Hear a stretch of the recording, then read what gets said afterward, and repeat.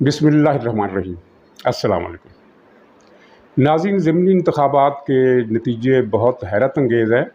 اور ہر کوئی شاک میں، کسی کو اس کا یقین نہیں آ رہا تھا کہ یہ بالکل الٹ پلٹ رزلٹ کیسے آ گیا۔ ایک تو ہم اس بات پر تھوڑا تجزیہ کریں گے اور اس کے بعد یہ سوال اٹھے گا کہ کیا مسلم لیگ کو واقعی بہت بری شکست ہوئی ہے، اور تیسری یہ کہ آئندہ کے منظرنامے کے کیا نمایاں فیچرز ہیں، کون کون سی اہم تبدیلیاں ہو سکتی ہیں۔ تو یہ تینوں موضوعات انشاءاللہ آپ کی دلچسپی کے لیے کافی مفید ہوں گے، اور اس میں کچھ ایسی باتوں کی طرف توجہ دلائی گئی ہوگی کہ جو آپ نے شاید کسی اور تجزیے میں نہ پڑھی ہوں۔ پہلی بات یہ ہے کہ یہ تمام اندازوں کے بالکل برعکس نتیجہ نکلا ہے، اور یہ تمام اندازوں سے مراد ہے ہر مکتبہ فکر کے ہر سیاسی جماعت کے حامیوں اور مخالفوں کے نزدیک یہ ایک پاپولر تجزیہ تھا کہ مسلم لیگ 14 سے 15 یا 16 17 سیٹیں تک بھی جیت سکتی ہے، اور پی ٹی آئی کو 3 سیٹوں سے زیادہ نہیں ملیں گی۔ صرف اکا دکا پی ٹی آئی کے کچھ حامی، صرف 2-3، وہ یہ کہہ رہے تھے کہ پی ٹی آئی جیتے گی، لیکن ان کے تجزیے کو اسی لیے نظر انداز کر دیا گیا کہ یہ تو پی ٹی آئی کے سوشل میڈیا سیل کے لوگ ہیں اور ان کی بات پھیلا رہے ہیں۔ اور جب میں یہ کہتا ہوں کہ تمام تجزیہ نگار، تو اس سے مراد یہ ہے کہ ہر طرف سے جو رپورٹیں آ رہی تھی، ان میں حکومتی اداروں کی رپورٹیں بھی تھیں، ان میں ریاستی اداروں کی بھی رپورٹیں شامل تھیں، جو بڑی اہم بات ہے۔ اور تیسری اس سے بھی دلچسپ بات یہ ہے کہ خود پی ٹی آئی کے اندر سے جو صحافی پی ٹی آئی کے سینئر عہدیداروں سے رابطہ رکھتے تھے، ان کا یہ کہنا تھا کہ پی ٹی آئی کے لوگ یہ کہہ رہے ہیں کہ ہم 6 سیٹوں پر جیت رہے ہیں اور 7ویں کی ہمیں امید ہے، 7 سیٹیں تو ہم لے ہی جائیں گے۔ گویا کہ یہ بھی قریب قریب ان اندازوں کے مطابق تھی، تھوڑا سا فرق کے ساتھ، کہ مسلم لیگ جیت رہی ہے۔ اور چنانچہ جب کل یہ الیکشن ہوئے، نتیجے آنے لگے، تو خود پی ٹی آئی والوں کو یقین نہیں آ رہا تھا۔ وہ بھی 8 9 10 بجے تک انہوں نے کسی قسم کا اظہار مسرت نہیں کیا تھا، کیونکہ انہیں شبہ تھا کہ رات کو شاید دوسرے حلقوں سے جہاں نتیجے آ رہے ہیں کوئی نتیجہ بدلا جائے۔ اور اس سلسلے میں ایک بڑی دلچسپ بات یہ بھی ہوئی کہ یہ کنفرم رپورٹ تھی، جس کو میں نے اپنے بلاگ میں ذکر کیا تھا اور کچھ دوسرے لوگوں نے بھی ذکر کیا تھا، کہ 4 بجے کے بعد عمران خان کا ان کو کلیئر آرڈر تھا کہ جہاں جہاں سے ہم ہار رہے ہوں گے، تو وہاں سے آپ نے بائیکاٹ کر کے باہر نکل آنا ہے، اور یہ کہنا ہے کہ ہمیں نتیجہ نہیں دیا گیا اور ہمیں نکال دیا گیا۔ لیکن 4 بجے کے بعد کہیں سے بھی ایسی رپورٹ نہیں آئی، جس پر مجھے کچھ حیرت ہوئی، اور میں تھوڑا سا اچنبے میں پڑ گیا کہ یہ کنفرم رپورٹ غلط کیسے ثابت ہوگی۔ تو یہ غلط ثابت نہیں ہوئی تھی، ہوا یہ تھا کہ 4 بجے کو جب گنتی شروع ہوئی تو وہ ان کی مرضی کے مطابق تھی۔ اب یہ سارا اندازہ الٹ کیسے گیا، اس کا ایک ہمیں جائزہ لینے پڑے گا۔ اس کا مطلب یہ ہے کہ جو جائزے لیے جاتے ہیں، چاہے سرکاری اداروں کے ہوں چاہے نیم سرکاری اداروں کے ہوں، وہ اتنے زیادہ قابل اعتماد نہیں ہوتے۔ ہمیشہ کی بات کر رہا ہوں، اکثر ان کے صحیح بھی ہوتے ہیں، لیکن اس مرتبہ یہ اندازے بہت ہی غلط ثابت ہوتے ہیں۔ اور میرا خیال یہ ہے کہ مسلم لیگ نے جو ہر سیٹ پر ایک سروے کرایا تھا، اور اس سروے کے مطابق وہ یہ کہہ رہے تھے کہ 14 سیٹیں تو ہماری لسٹ میں ہیں ہی نہیں، وہ تو ہم جیتے ہوئے ہیں۔ جو 6 سیٹیں ہیں ان میں سے 3 پر سخت مقابلہ ہے، تو ان میں سے بھی ہمیں امید ہے کہ 1-2 سیٹیں ہم جیت جائیں گے۔ اور میرا خیال ہے کہ بہت زیادہ صحافیوں نے مسلم لیگ کے اس تجزیے پر اعتماد کیا، اور یہ تجزیہ اگر غلط نہیں تھا تو پھر وہاں یہ ہوا ہے کہ جیسا کہ ہم نے کل دیکھا، اور اس بارے میں رپورٹیں بھی آئیں، کہ بہت سارے حلقوں میں مسلم لیگ کے پاس ٹیمیں ہی نہیں تھیں جو ووٹروں کو گھروں سے نکال کے لا سکتی، اور اس طرح مسلم لیگ تھوڑا پیچھے رہ گئی۔ تو یہ ظاہر ہے مسلم لیگ کی تنظیمی کمزوری ہے۔ شہباز شریف صاحب مسلم لیگ کے صدر ہیں پچھلے 5 سال سے، تو انہوں نے تنظیم سازی پر کوئی خاص توجہ نہیں دی، جو کہ بڑی نقصان دہ بات ہے۔ اور میں نے اپنے کئی ولاگز میں اس کا ذکر بھی کیا کہ مسلم لیگ کی تنظیم سازی جو ہے، تنظیم، اس پر کوئی توجہ نہیں ہے، اور یہ بڑی غلط بات ہے۔ شہباز شریف صاحب کو یہ خیال ہے کہ وہ اپنے کام کی بنیاد پر سب کچھ سنبھال لیں گے، کام اپنی جگہ ہے لیکن تنظیم اپنی جگہ ہے، تو یہ ایک بڑا نقصان ہوا۔ بہرحال اچھا، اب اس بات کو پروپوگیٹ کیا جا رہا ہے کہ یہ مسلم لیگ کو بہت بری شکست ہوئی ہے اور عوام نے مسلم لیگ پر عدم اعتماد کا اظہار کیا ہے۔ بادی نظر میں تو یہ باتیں صحیح لگتی ہیں، ظاہر ہے 20 سیٹوں پر الیکشن ہوئے، آپ نے صرف 4 سیٹیں لی، لیکن یہ تصویر کا سامنے سے ایک ہلکا جائزہ ہے جس میں گہرائی نہیں ہے۔ آپ ذرا یہ غور کیجئے کہ یہ 20 سیٹیں جنرل الیکشنز کی نہیں تھیں، یہ تھیں ضمنی انتخابات، اور یہ تمام کی تمام سیٹیں پی ٹی آئی نے چھوڑی تھی، جن میں سے 10 تو پی ٹی آئی کی اپنی تھی، اور 10 وہ آزاد امیدوار تھے جن کی پی ٹی آئی حمایت کر رہی تھی یا ان کے ساتھ عہد و پیمان ہو چکا تھا جہانگیر ترین کے ذریعے اور اسٹیبلشمنٹ کے ذریعے۔ تو جیسے ہی یہ لوگ جیتے تو انہوں نے پھر پی ٹی آئی میں شامل ہوتے ہوئے دیر نہیں لگائی، اور ان سیٹوں میں سے ایک بھی سیٹ ایسی نہیں تھی جو مسلم لیگ نے خالی کی ہو، یعنی 20 کی 20 سیٹیں مسلم لیگ نے خالی کی تھی۔ اور ان سیٹوں پر جتنا ووٹ پڑا ہے ان میں سے 45% پی ٹی آئی نے حاصل کیا ہے اور 40% مسلم لیگ نے،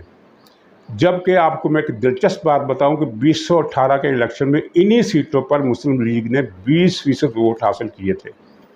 اور ان میں سے چند ایک سیٹوں پر مسلم لیگ دوسرے نمبر پر تھی، باقی تمام سیٹوں پر مسلم لیگ اور جیتنے والے امیدوار کا فرق بہت زیادہ تھا، یا دوسرے نمبر پر آزاد امیدوار تھا، اگر آزاد امیدوار جیتا تو دوسرے نمبر پر 2-3 جگہ پر تو ایسا تھا کہ ایک جگہ پر تو ایسا تھا کہ لبیک امیدوار آگے تھا۔ تو اس مرتبہ مسلم لیگ نے 40% ووٹ حاصل کیے، یعنی 2018 کے ان سیٹوں پر جو مسلم لیگ ہار گئی تھی 20% ووٹ لیے تھے، اور اب جب کہ پھر دوبارہ ہار گئی ہے تو ان کے یہاں مسلم لیگ کے ووٹ ہوئے 40%، جبکہ پی ٹی آئی نے کل ووٹ لیے 45%، یعنی وہ اپنی ہی جیتی ہوئی سیٹوں پر اس نے 45% ووٹ لیے، اور مسلم لیگ نے تحریک انصاف کی مخالف پارٹی کی چھوڑی ہوئی سیٹوں پر 40% ووٹ لیے، 5% ووٹ کا تو یہ فرق ہو گیا۔ اور اگر آپ اس میں وہ ان 2 امیدواروں کو شامل کریں جو مسلم لیگ کے تھے، ان کے دھڑے کے تھے لیکن آزاد امیدوار کے طور پر کھڑے ہوئے، ان میں سے ایک جیت بھی گیا، ان کو جو ووٹ پڑا ہے اگر آپ انہیں بھی مسلم لیگ کے کھاتے میں ڈال لیں تو یہ بن جاتے ہیں 42-43%۔ چلیے 41% لگا لیں، نہ 42-43، 41% لگا لیں۔ پی ٹی آئی سے گویا کہ 4 پوائنٹ پیچھے ہے ان سیٹوں پر، یہ جنرل سیٹیں نہیں ہیں، یہ ان سیٹوں پر جو پی ٹی آئی نے چھوڑی ہے، اور ان تمام 20 ہاری ہوئی سیٹوں میں سے 4 مسلم لیگ نے پھر بھی جیت لی۔ تو حقیقی ٹرم میں اگر فزکس کا جو رول ہے ویکٹر اور اسکیلر کا، اس میں رزلٹ کو اس بات سے ماپا جاتا ہے کہ آپ نے کیا ورک ڈن کیا اور کہاں تک سفر کیا، یعنی یہ نہیں کہ آپ لاہور سے گجرانوالہ جا رہے ہیں تو لاہور سے آپ نکل گئے فیصل آباد سے آپ نکل گئے جنگ، وہاں سے میاں والی سے پھر واپس پلٹ کر آپ گجرانوالہ آ گئے، تو یہ سارا سفر جو آپ نے 400-500 کلومیٹر کا کیا ہے فزکس کے قاعدے کے مطابق یہ زیرو ہے۔ حقیقی سفر آپ نے وہی کیا ہے جو گجرانوالے تک تھا، کیونکہ آپ کی ڈیسٹینیشن گجرانوالے تھی، باقی سفر آپ کا فضول ہے۔ تو اگر فزکس کے اس رول کو ہم اپلائی کریں تو اس کا مطلب یہ ہے کہ مسلم لیگ نے ایک امپروومنٹ کی ہے اپنے ووٹ بینک میں بھی اور اپنی سیٹوں میں بھی، لیکن بظاہر جو سیٹ بیک ہے وہ اس لیے ہے کہ مسلم لیگ کی طرف سے اور تقریباً تمام تجزیہ نگاروں کی طرف سے ایک ہوا باندھ دی گئی تھی، جن میں بھی شامل تھا ہوا باندھنے والوں میں، کہ مسلم لیگ 16 یا 17 سیٹوں پر جیتے گی، پی ٹی آئی کو 2 یا 3 سے زیادہ نہیں ملیں گی۔ یہ ہم سب کا تھوڑے بہت فرق کے ساتھ ایک قسم کا متفقہ جائزہ تھا، متفقہ پیش گوئی تھی، اور اس سے ہمیں یہ بھی سبق ملا ہے کہ اس طرح کی پیش گوئی کو دعوے کے انداز میں نہیں کرنا چاہیے۔ میں نے خود کہا کہ آپ دیکھ لیجئے اگر پی ٹی آئی 2-3 سیٹوں سے زیادہ نہیں جیتے گی، اور انہوں نے بھی کہا، تو ہمیں یہ سبق ملا ہے کہ اس طرح کی بات نہیں کرنا چاہیے، کیونکہ سیاست میں کچھ ایکس فیکٹرز بھی ہوتے ہیں اور وہ دعویٰ غلط بھی ثابت ہو سکتا ہے۔ محفوظ بات یہ ہے کہ لگتا یہ ہے کہ یہ رزلٹ اس طرح کا آئے گا، یہ بات کہنا زیادہ محفوظ ہے۔ اچھا، اب یہ چونکہ ہوا بن گئی تھی اس لیے مسلم لیگ کو ایک بہت بڑی شکست کا تاثر قائم ہو گیا، اور اس میں کوئی شک نہیں کہ اس تاثر کو توڑنے کے لیے جس قسم کی ورک فورس کی ضرورت ہے، جس طرح کی سوشل میڈیا ٹیم کی ضرورت ہے، وہ مسلم لیگ نون کے پاس سرے سے ہے ہی نہیں۔ تو اس پر ہم مزید بات بھی کسی اگلے ولاگ میں کریں گے، لیکن اس وقت جو سامنے کا منظر نامہ ہے وہ مختصر طور پر ہم اس پر نظر ڈالتے ہیں، اور ان میں وہ چیزیں بھی سامنے لائیں گے، ان پر بھی بات کریں گے کہ جو کہ دور اندیشہ ہے، دور دراز کے ضمن میں آتی ہیں۔ پہلی بات جو ہے، ایک تو سامنے والا منظر ہے کہ اظہار حمزہ شہباز شریف اب وزیر اعلیٰ نہیں رہیں گے، اور اگر جیسا کہ ان سے کچھ لوگوں نے مطالبہ کیا ہے کہ ریزائن دے دیں، تو ریزائن دینے کا فائدہ کچھ نہیں ہے، یہ ایک بے فائدہ مشق ہے، کیونکہ 2 دن کے بعد 3 دن کے بعد الیکشن ہے، تو 3 دن کے لیے قائم مقام وزیر اعلیٰ بنانا ایک بیکار قسم کی مشق ہے 3 دن کے بعد۔ اور پھر یہ ہے کہ سپریم کورٹ کا آرڈر ہے، اس کے مطابق بھی حمزہ ریزائن نہیں دے سکتے، وہ آرڈر سٹینڈ کرتا ہے، اور وہ آرڈر یہ ہے کہ ری کاؤنٹنگ ہوگی وزیر اعلیٰ کے انتخاب کے لیے، اور صرف 2 امیدواروں کے درمیان ہوگی، پرویز الہی اور حمزہ کے درمیان۔ چنانچہ بعض لوگ جو یہ کہہ رہے ہیں کہ پی ٹی آئی کے اندر سے کوئی اور وزیر اعلیٰ کا امیدوار آ جائے گا، تو یہ بھی ممکن نہیں ہے، کیونکہ سپریم کورٹ کا جو آرڈر ہے وہ ان 2 امیدواروں کے درمیان ری الیکشن کا ہے، یہ نہیں ہے کہ نئے سرے سے کاغذات نامزدگی داخل کیے جائیں، نئے سرے سے امیدوار کھڑے کیے جائیں، ایسا نہیں ہے۔ الیکشن 22 کو ہوگا تو انہی دو کے درمیان ہوگا، اور اس میں ظاہر ہے کہ جو نظر آ رہا ہے وہ حمزہ شہباز 12 ووٹوں سے ہار جائیں گے، کیونکہ پی ٹی آئی کو ایک تو 10 سیٹوں کا اعزاز حاصل ہے، ان کی 10 سیٹیں اپوزیشن سے زیادہ ہیں، 10 تو یہ ہو گئی، اور 2 مسلم لیگ کے کم ہو گئے، انہوں نے ریزائن کر دیا ہے، یعنی وہ ووٹ نہیں ڈال سکتے، نہ مسلم لیگ کے حق میں ڈال سکتے ہیں نہ خلاف ڈال سکتے ہیں، تو مسلم لیگ کے 2 ووٹ کم ہو گئے، گویا کہ 12 ووٹوں کا ایج پی ٹی آئی کو مل گیا ہے۔ اور اگر جیسا کہ یہ دعویٰ کیا جا رہا ہے کہ مزید 2 ارکان مسلم لیگ نون کے ایسے ہیں جو ریزائن کر جائیں گے، تو پھر یہ گنتی 14 کی ہو جائے گی، لیکن میرا خیال ہے کہ شاید وہ ایسا نہ کہیں، اس لیے کہ ان کو مزید 2 توڑنے کی ضرورت ہی نہیں، ان کے پاس پہلے ہی 12 ووٹ زیادہ ہیں، چنانچہ یہ تو ہوگی یہ بات۔ اب مسئلہ یہ ہے وفاق کا۔ وفاقی حکومت کے بارے میں اکثر لوگوں کی یہ رائے ہے کہ اس کو استعفیٰ دے دینا چاہیے اور اسمبلی توڑ دینی چاہیے، اس لیے اس میں ایک پلس پوائنٹ کیا ہے ان کے جو ملک کے لیے بھی، ان کے لیے بھی، وہ یہ ہے کہ اب اچانک یہ جو صورتحال پیدا ہوئی ہے، اس کی وجہ سے ملکی معیشت بہت بری طرح لڑکھڑا گئی ہے، ڈالر ایک ہی دن میں 4 روپے بڑھا ہے، اور 214 سے بھی آگے ہی نکل گیا ہے، سٹاک مارکیٹ کریش کر گئی ہے، اور اس بات کا خطرہ ظاہر کیا جا رہا ہے کہ آئی ایم ایف نے جو قسط دینی ہے وہ روک لے گا، کیونکہ ملک میں ایک غیر یقینی صورتحال، ایک قیاس کی صورتحال پیدا ہو گئی ہے۔ یہ صورتحال نئے الیکشن کے اعلان سے بھی ٹھیک نہیں ہوگی، لیکن دونوں یعنی اگر یہ استعفیٰ نہیں دیتے تو یہ ساری مصیبت ان پر پڑے گی، مسلم لیگ کی حکومت پر، جیسا کہ شیخ رشید نے کہا تھا کہ ہمارا ملبہ ان پر گرے گا، اور وہ گرا۔ اور میاں نواز شریف صاحب نے بھی لندن سے یہی کہا ہے کہ جو مشکل فیصلے کیے، یعنی پیٹرول کو اتنا زیادہ بڑھا دیا، بجلی بھی مہنگی کر دی، اور جنرل جو انڈیکس ہے مہنگائی کا وہ بھی کہیں سے کہیں پہنچ گیا، تو اس کا اثر بھی پڑا ہے۔ یہ ٹھیک ہے، یہ اپنی جگہ درست بات ہے کہ مسلم لیگ کو جو امید تھی وہ اس وجہ سے ٹوٹ گئی، لیکن اگر میاں نواز شریف صاحب مسلم لیگ کے ووٹ بینک کا فرق دیکھ لیں 2018 کو اور 2001 کا، تو ان کو اندازہ ہوگا کہ مسلم لیگ کا ووٹ بینک بڑا ہے ان حلقوں میں بھی جہاں بہت کم تھا۔ چنانچہ یہ تجزیہ جو ہے اس کو دوبارہ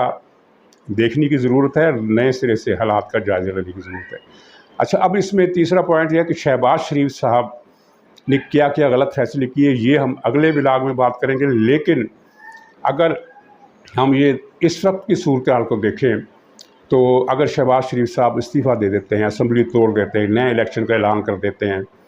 تو ایک قیاس کی صورتحال پیدا ہوگی جس کا بوجھ اسٹیبلشمنٹ بھی نہیں برداشت کر سکے گی۔ اسٹیبلشمنٹ کس طرح اپنے دام میں پھنسی ہے اور کس طرح اس کے رستے بند ہو گئے ہیں، سوائے اس کے کہ وہ ماشاء اللہ لگا دے، اس پر میں اگلے ولاگ میں بات کروں گا، اور یہ بہت اہم ولاگ ہوگا، کیونکہ اسٹیبلشمنٹ نے جو کچھ کیا ہے وہ تو ہمیں نظر آ گیا ہے، لیکن اب اسٹیبلشمنٹ کے سامنے جو رکاوٹیں آ رہی ہیں ان کا ذکر بہت کم لوگ کر رہے ہیں، کیونکہ ظاہر ہے وہ فوج پر تنقید کے مترادف سمجھا جاتا ہے، اور فوج پر تنقید کرتے ہوئے ہر آدمی ڈرتا ہے، لیکن میں فوج پر تنقید نہیں کروں گا، صرف یہ بتاؤں گا کہ اب جو حقیقی صورتحال ہے فوج کے لیے آن دی گراؤنڈ، یعنی جو حقائق کی ایسی صورتحال ہے کہ جس کو ہم ڈینائی نہیں کر سکتے، جس کو نرم الفاظ میں بیان کر سکتے ہیں لیکن ڈینائی نہیں کر سکتے، وہ کیا ہے جس میں اسٹیبلشمنٹ بھی پھنس گئی ہے اور ملک بھی پھنس گیا اور مسلم لیگ بھی پھنس گئی ہے۔ اور دوسرا پوائنٹ جو میں اپنے اس ولاگ میں بتاؤں گا وہ یہ ہے کہ مسلم لیگ کی بقا کو کیا واقعی خطرہ لاحق ہو گیا ہے جس طرح کے بات کی جا رہی ہے۔ تو انشاءاللہ اگلے ولاگ تک کے لیے اجازت دیجیے، خدا حافظ۔